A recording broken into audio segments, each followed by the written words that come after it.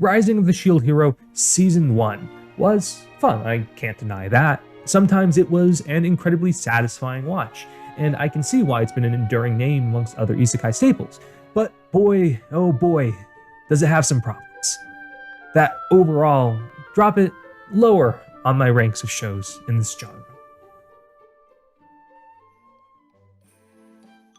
Shield Hero was, in my opinion, at its best when Naofumi was at his worst.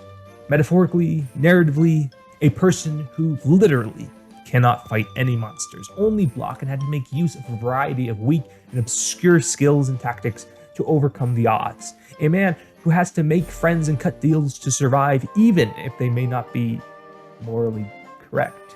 I remember first speculation about the show being that Naofumi would become sort of an anti-hero, maybe even villain compared to a typical hero, and I could really see why that was. Even being poor was a great instance for him because it led the show to becoming something of a pseudo-warrior merchant helping clean up the messes of other heroes and the consequences of their actions, and that honestly is an awesome pitch for a show. But somewhere along the line, Naofumi changed from a flawed anti-hero to just a hero that's essentially always right. He gains a new power-up with a cost, but narratively that's a pretty small cost, with blood flying on the screen a little bit and him passing out. He cleans up everyone's messes, but also never really makes messes himself, and he doesn't believe in himself sometimes, sure, but that's the kind of flaw that's not really a flaw when he's essentially becoming the strongest and most coordinated hero with the strongest party. Eventually, I sort of stopped paying attention to their party levels because, well, it didn't matter. Naofumi became, instead of an underdog, an always right, righteously strong person. And you might be able to consider that character development, but always being right and being the mega hero who's never challenged, it's a little tiring. Now, it's possible that this superpower with a cost could become more interesting in Season 2, if the cost becomes greater than a Raptalia handhold can fix, or alternatively, if the four heroes get a similar power and either outclass Naofumi or fall prey to said power and he has to do something about it. And I also hope that Naofumi makes more mistakes, that it's not just evil people in the world conspiring for his downfall, because the biggest valid criticism I can see from the show is that it isn't an underdog story, but more of a self-insert power fantasy. Now, Naofumi is not a self-insert, but it's written as if he is his own self-insert, where everyone else around him is trying to wrong him. You know, he's being accused of rape, and having comically evil nobles and kings and comically stupid heroes push him back and look down on him, while only the great and noble queen and a few other members in his party believe in him and essentially worship him. But I don't know, I guess of all my least favorite tropes, the brooding, always correct guy who nobody but a few appreciate is a bit overplayed and not nearly as interesting as where he started. If I had to give a good alternative to an underdog story, Natsuki Subaru really takes that trope and runs with it, having to deal with insane stuff on a daily basis while quite literally being the weakest thing within a 30-mile radius is rewarding to watch. And while Naofumi does earn a decent portion of the praise he gets and is, for all intents and purposes, a hero, Subaru crawls tooth and nail, grasping at any and all progress he can make while earning every inch of that through hundreds of disturbing and mind-breaking deaths. And while being a more openly flawed character than Naofumi, the disturbing topics and the torture in ReZero feel more purposeful to me than Grape and Glavery in Shield Hero. Anyway, if you couldn't tell, Subaru's in my top 3 characters of all time. The controversies in this show. Like I mentioned before, Grape and Glavery are bad, and so are false accusations. Good, glad I can get glad I can get that out of the way. Rising of a Shield Hero's inciting incident, as well as the heavy focus on the glaive trade, and the best way to get a loyal waifu soldier is kind of problematic. For Grape, I actually think it didn't have to be, but because Malty is such an irredeemable person with no reason for why she's so rotten, it feels like the author came up with the worst reputation destroyer they could think of and just did that. And to be fair, you can do that. It was effective in making me hate her, but it wasn't a good hate feeling, and I can't help but think there may be a better way to at least tie that terrible crime into the story more, or maybe it was just better to have it as a single incident, I don't know. Sexual violence is a terrible thing, and that does happen, and I'm always terribly conflicted about how to use it in stories that don't have something specific to say on the matter. So let's talk about something a little less touchy. Glavery. Glavery, I think, is a bit more problematic in the story than the grape resuscitation. Grape is used as the inciting incident, and that's about it.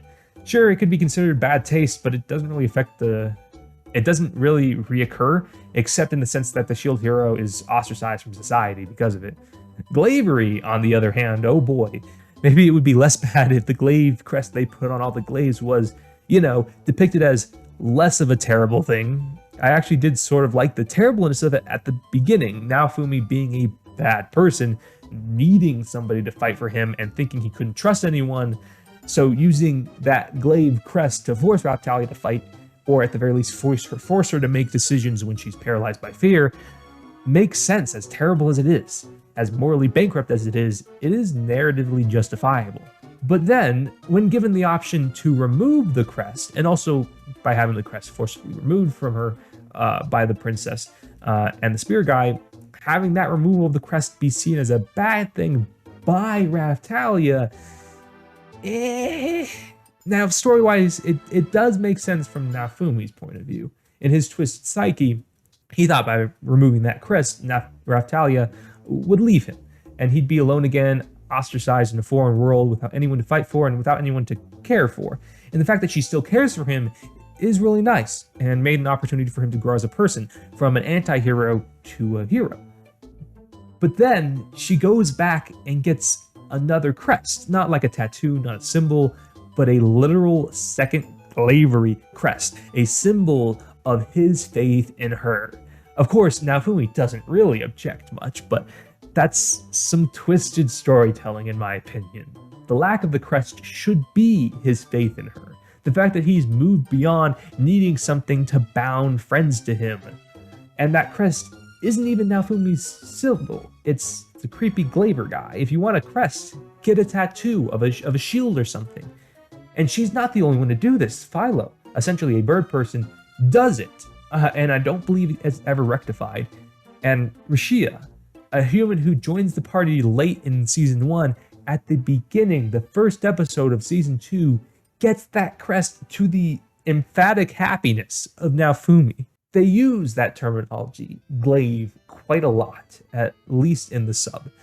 I can't imagine there couldn't be anything else, like a ritual for bonding, or a ceremony at least, that could make this a little less wrong, but that's just how they play it. And I understand it's trying to use a justification of that connection, making it so that the Shield Heroes party members are stronger and are able to fight with him because of that connection. But there definitely could have been a better way, either a ritual or something else that could have that same effect without not treating glavery like a terrible institution, especially since it's considered bad in the show, but Naofumi and the Queen and the Kingdom don't really do anything to stop it, and he constantly goes back to the same guy and pays him money for this stuff, and it's in a disturbing way like a Pokemon catching.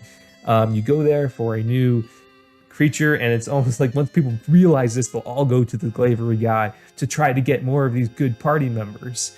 And I really wish they either didn't address it more, or if they do keep addressing it, understand how terrible it is. But overall, I had to say Shield Hero Season 1 was fun, and sometimes very satisfying to watch. I think, comparatively, other shows do specific points better. ReZero with its underdog angle, Overlord with its anti-hero, and Rimuru and Slime Reincarnate with its power fantasy. Not to say Shield Hero doesn't have a lot of its potential. In fact, the last few episodes of Season 1, after the whole trial incident, were very promising, even proposing a really interesting moral dilemma.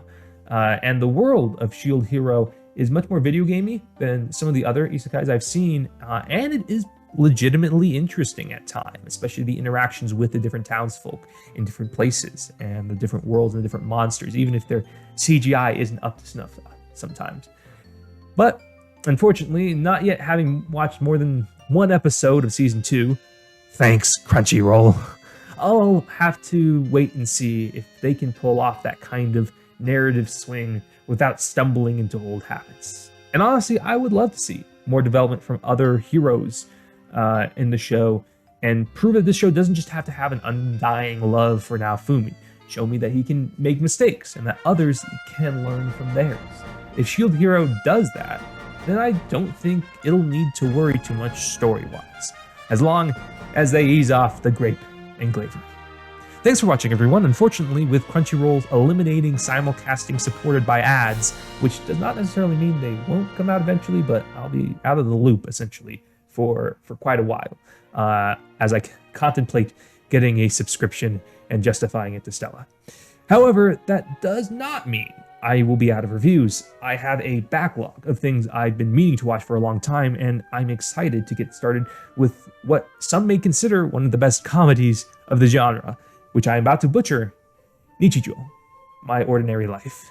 Well, yeah, thanks for watching. Like, subscribe, leave a comment. Do you think my review of Shield Hero was fair? Do you think the topics I discussed were fair? What did I miss? And what do you think Season 2 has in store, especially if you have read the Lights novel? Thanks for watching. I'll see you next time.